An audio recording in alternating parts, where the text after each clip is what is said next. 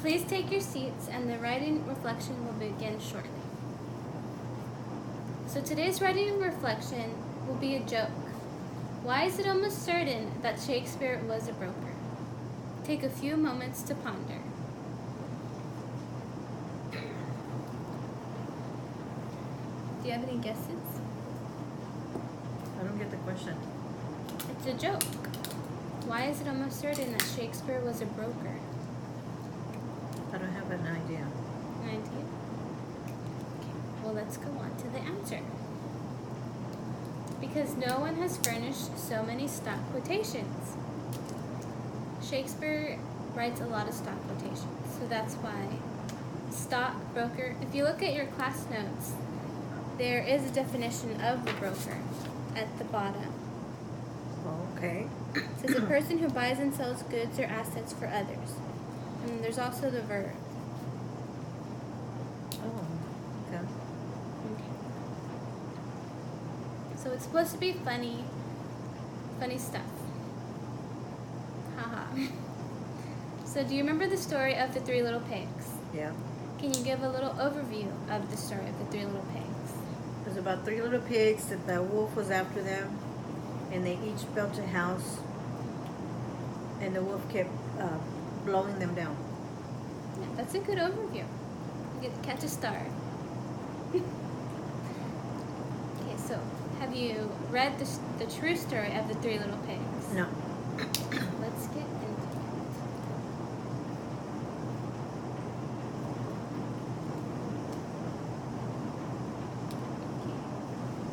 So, listen and let us look at the wolf's point of view of the true story of the three little pigs.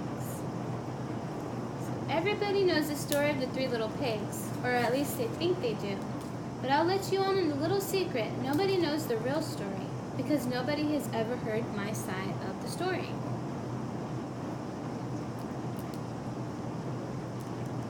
I'm the wolf, Alfred T. Wolf. You can call me Al. I didn't know how this whole big bad wolf thing got started, but it's all wrong. Maybe it's because our diet... Hey, it's not my fault wolves eat cute little animals. That's just the way we are. If cheeseburgers were cute, folks would probably think you were big and bad too. So this is the real story. But like I was saying, the whole big bad wolf thing is all wrong. The real story is about a sneeze and a cup of sugar. So way back in Once Upon a Time, I was making a birthday cake for my dear old granny. I had a terrible sneezing cold. I ran out of sugar.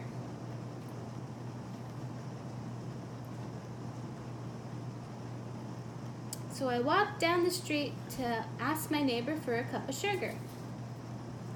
Now this neighbor was a pig, and he wasn't too bright either. He had built his whole house out of straw. Can you believe it? Can you believe it? No. I mean, who in his right mind would build a house out of straw?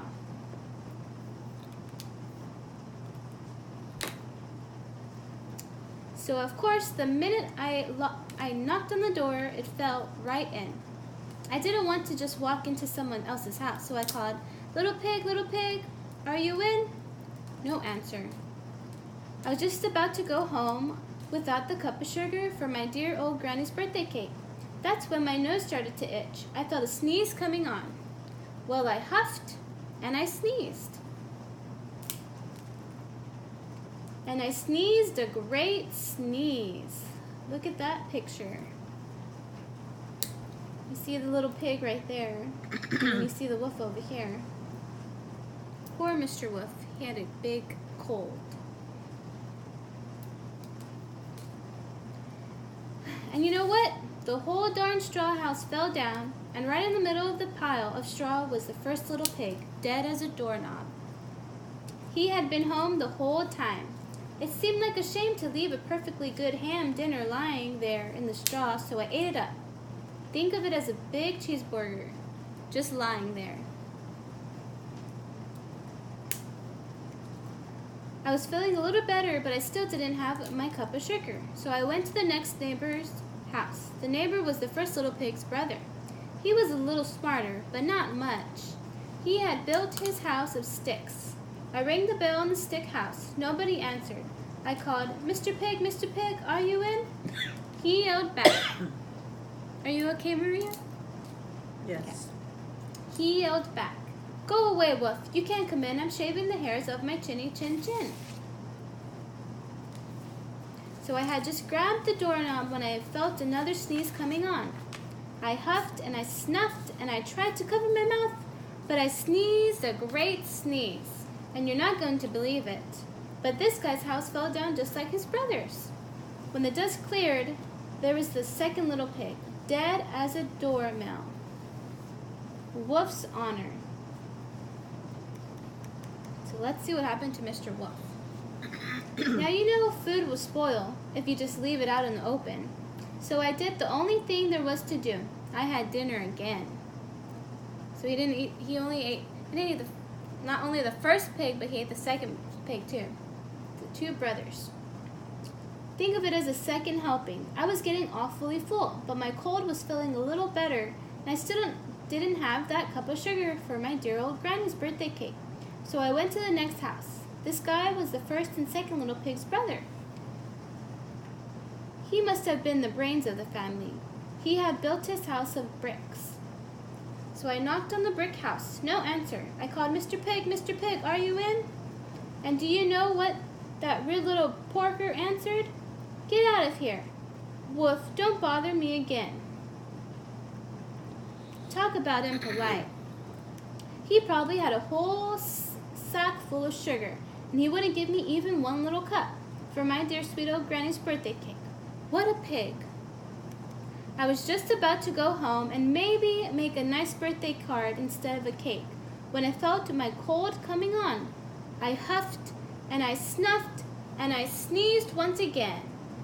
Then the third little pig yelled, and your old granny can sit on a pin. Poor Wolf, he had a bad cold. Now I'm usually a pretty calm fellow, but when somebody talks about my granny like that, I go a little crazy. When the cops drove up, of course I was trying to break down this pig's door, and the whole time I was huffing and puffing and sneezing and making a real scene.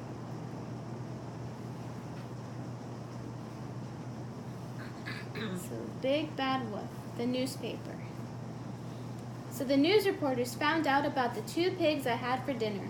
They figured a sick guy going to borrow a cup of sugar didn't sound very exciting. So they jazzed up the story with all of that huff and puff and blow your house down. And they made me the Big Bad Wolf. That's it, the real story. I was framed.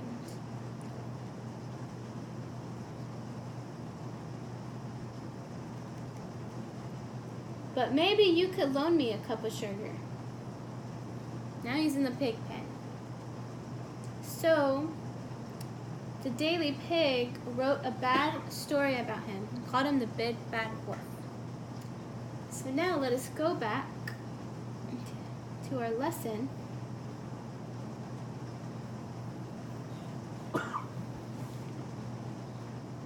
And let's talk about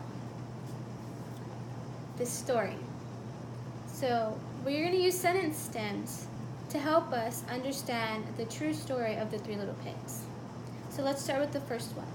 The point of view of the true story of the Three Little Pigs is it from the pig's perspective or the wolf's perspective? So if you look at your class notes, what's the definition of point of view? Who is telling the story? Yes, correct. And who's telling the story? The wolf. Yes. So the next sentence stem is tone is produced through the point of view and the word choice, which equals voice. So the point of view in the true story of the Three Little Pigs is from the wolf's perspective, and the word choice he uses made us feel sorry for him because he had a cold and he sneezed, instead of huffing and puffing because he wanted to eat them, even though he did. So Alexander T. Wolf produces tone through his use of the blank narrative. The blank narrative. And there's the narrative. Look at your class notes to see if you can fill that blank out. Alexander T. Wolf produces tone through his use of the blank narrative.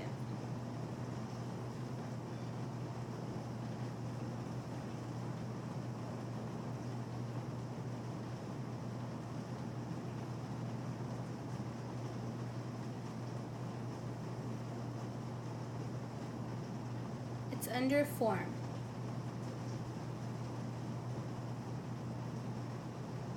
Persuasion? The prison narrative. The prison narrative? Yes, because he's in prison. So a prison narrative is a narrative which takes place inside a prison or relates to events that place the character in prison. So that's what we saw from the true story of the Three Little Pigs. So the next one that can help us discuss is the images. So the images showed in the true story of the Three Little Pigs shows what? Did it show how big and bad the wolf was, or did it show, what did it show?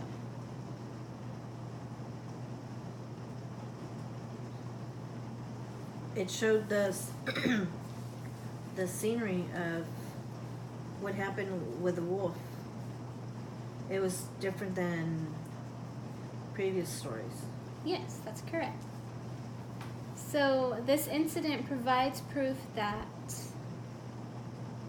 did the wolf mean to blow their houses down? It was by accident.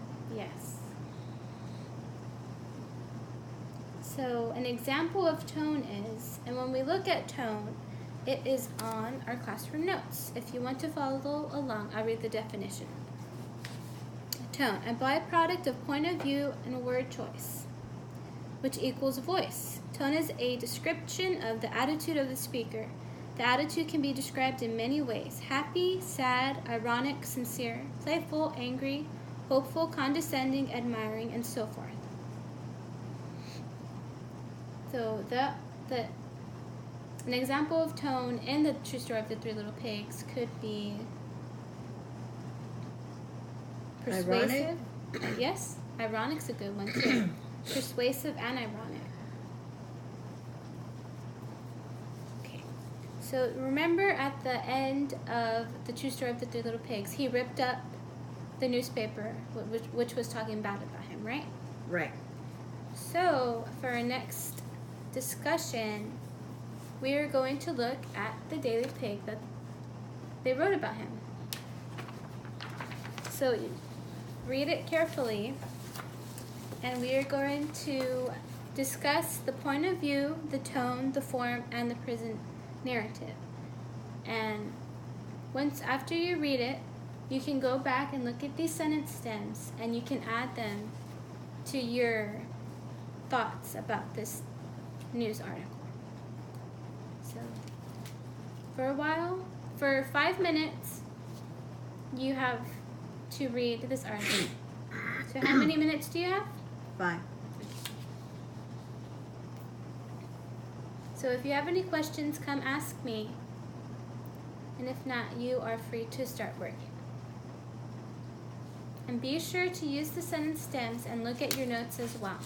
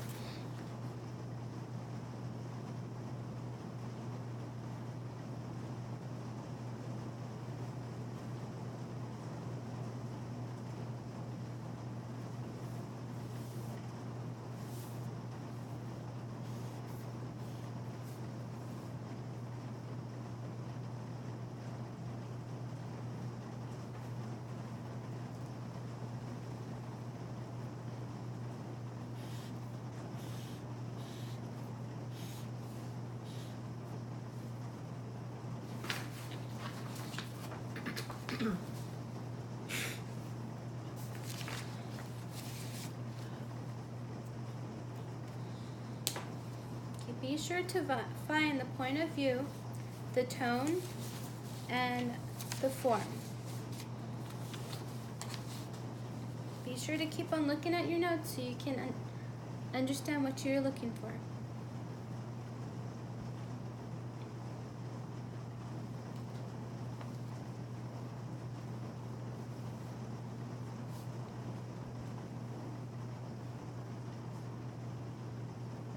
Maria, do you want to discuss some of the points that you found?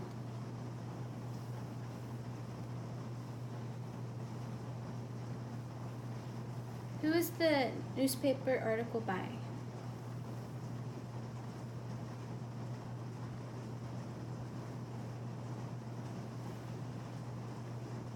Hambone Board? Mm-hmm. Do you think that's a pig? Yes. Yes. So this newspaper is from the point of view of a pig. So now we can look on to the tone. So what sentence stem do you think we can use for tone? Do you want to use an example of tone?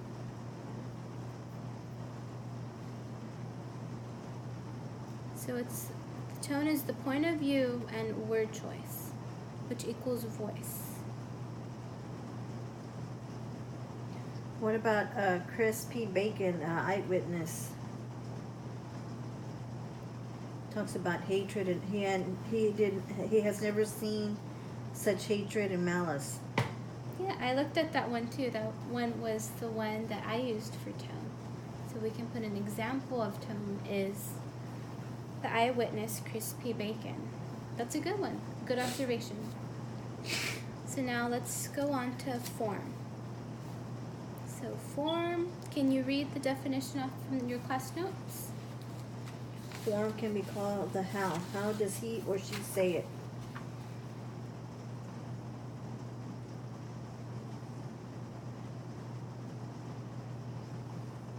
So we can look for self-expression, persuasion, entertainment, or any information that is provided by Hambone Board.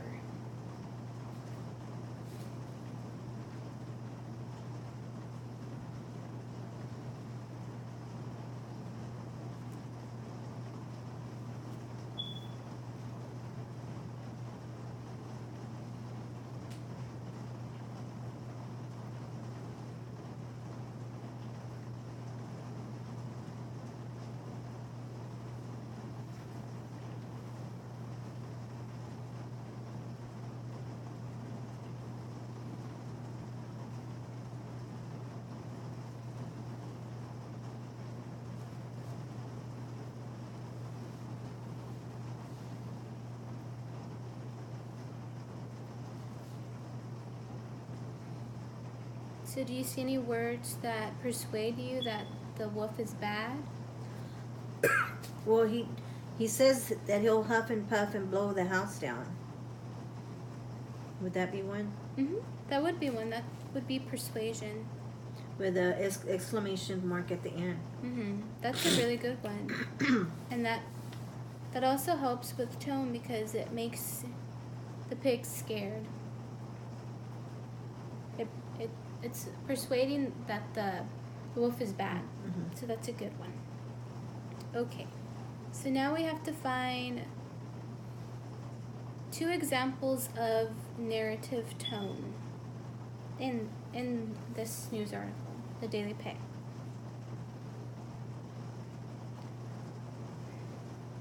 So remember, tone is point of view and word choice. So you already found the one about hatred and malice. But tone can also be seen through images.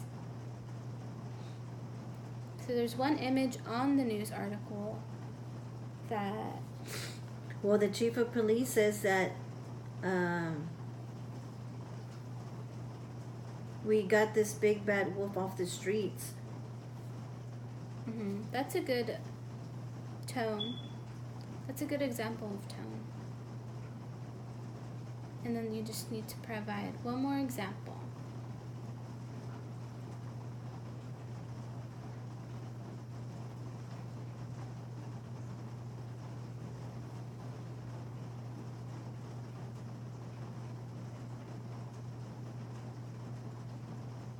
What about security? Security. Because further down in the article it says something about a person or a character named Napoleon, Mm-hmm. that they should have security within that town. Yes. Yes, that's a good one too. The And security how can the wolf bypass all the security measures that they had set up? Mm-hmm. That is also a good tone narrative because it makes the wolf seem like a bad wolf, and it makes it seem that the squealer pig and the police department makes them seem like they weren't doing their job. So that's a good one. So now let us go on to our exit slip. So take in your left hand, take this activity we just did in your left hand, and take what we're gonna do our exit slip, and let's put them together. So be sure to take out a piece of paper, and this is gonna be our exit slip assignment. Okay, so I'll let you read over the assignment directions for a couple of seconds, and then I'll get back to y'all.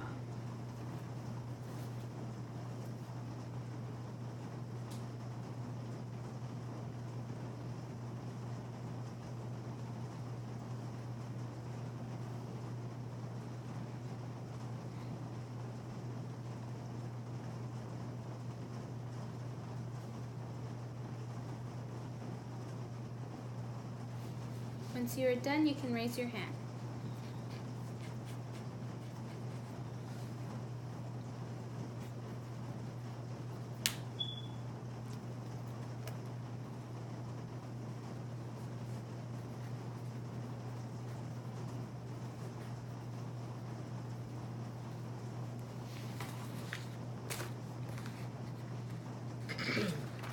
Okay, so what's the first thing we have to identify?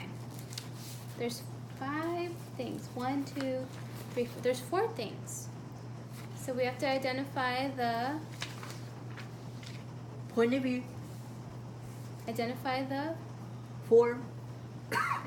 2 examples of A narrative. Tone. yes, citing specific examples from the Daily Pig newspaper article. So be sure to write in complete sentences. It just needs to be 4 sentences. And then once you are done, or if you need help, come talk to me, and I will get you through this as well.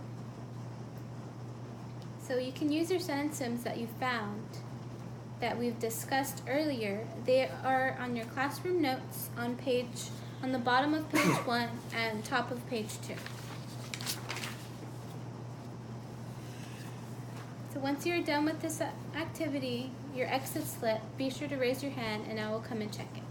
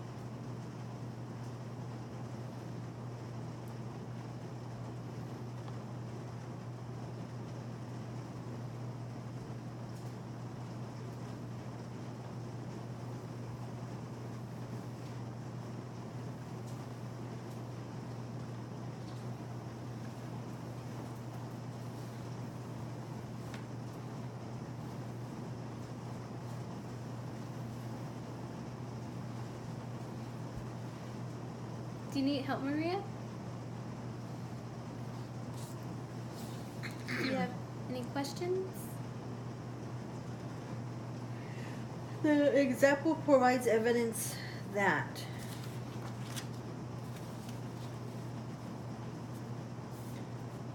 Is there a certain example of either the tone? action or tone or what? What? So we can say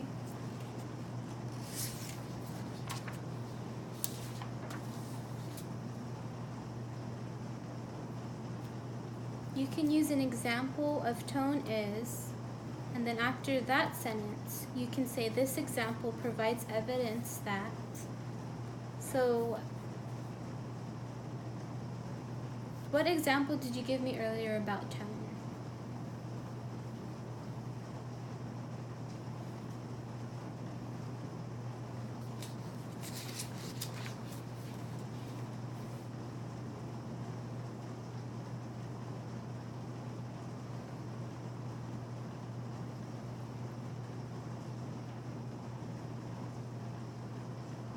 Remember there was an eyewitness? That eyewitness said that he had never seen such hatred and malice. Mm-hmm. So you can write that on your exit slip. Right. An example of tone is.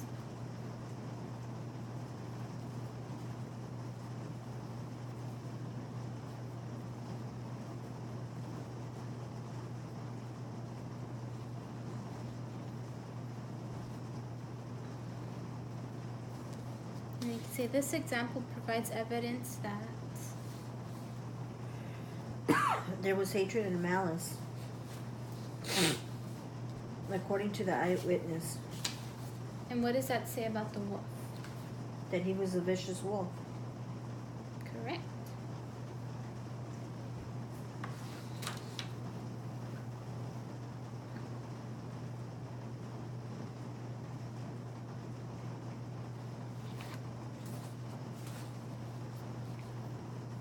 And remember, we talked about point of view. It's the person who's telling the story. And in this case, the newspaper article. Well, the one that was telling the story was Hambone Boar the pig. Mm-hmm. You can write that down.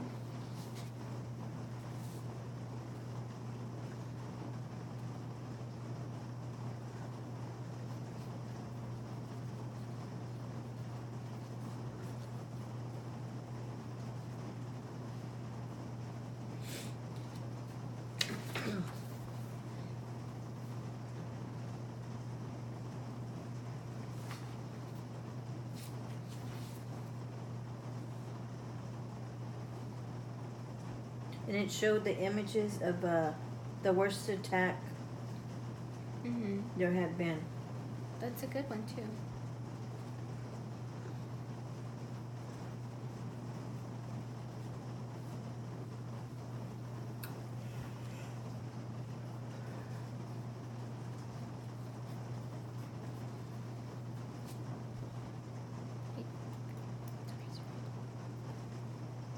Yes, Maria?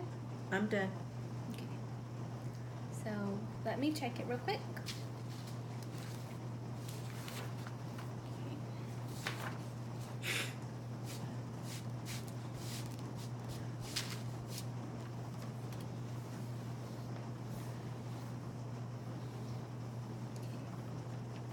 Good job, Maria. And would you be willing to say it out loud for the end?